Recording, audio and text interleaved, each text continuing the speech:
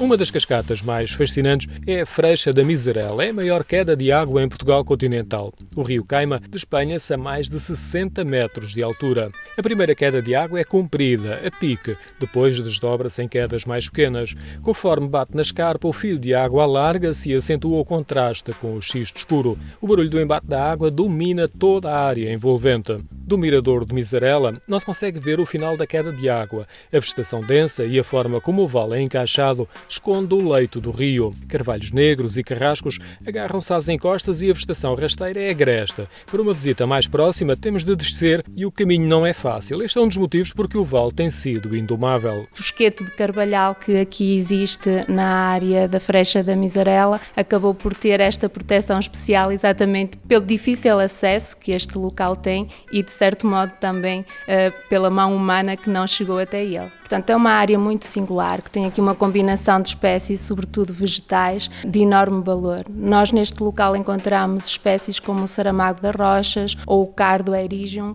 que são espécies que somente ocorrem neste vale encaixado e, exatamente pelo encaixe que o vale apresenta, garante a sua conservação e a sua proteção até à atualidade. São espécies únicas aqui no território Aroca Geoparque, cuja distribuição geográfica a nível nacional ou a nível europeu é também muito limitada. Um outro sinal de que nos fala a bióloga Susana Bastos é a existência de espécies da floresta anterior às últimas glaciações, há 20 milhões de anos. Na base da Freixa da Miserela encontramos um único exemplar que existe aqui no território Aroca Geoparque de uma espécie que é o luendro e que é característico da laurisilva e que, graças então mais uma vez a este encaixe privilegiado do vale, sobrevive até os dias de hoje. Estamos a mais de 900 metros de altitude na Serra da Freita e o vale praticamente é inacessível. É o refúgio de algumas aves que podemos ter a sorte de ver em algumas épocas do ano. Podemos observar também na primavera e no verão aves como a águia cobreira ou então o melro das rochas,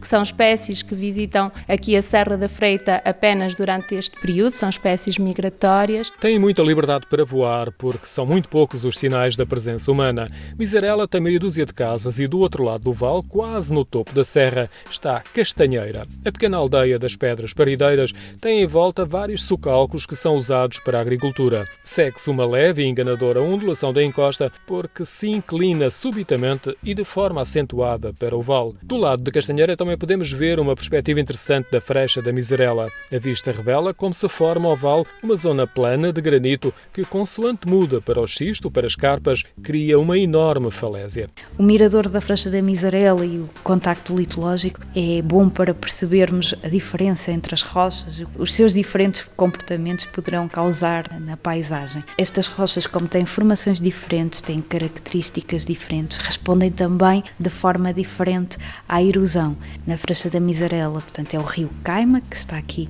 a atravessar e que se forma aqui na zona do Planalto da Serra da Freita, e ao atravessar da zona granítica para os xistos, como as rochas são diferentes e têm durezas diferentes, o xisto desgastou-se e erodiu-se muito mais rapidamente do que o granito. Então vamos encontrá-lo na base da queda d'água, enquanto que o granito observamos aqui nas imediações da aldeia da Miserela. Alexandra Paz, geóloga, diz ainda que este é um excelente exemplo de como a resistência diferente de rochas pode ter um impacto enorme na paisagem.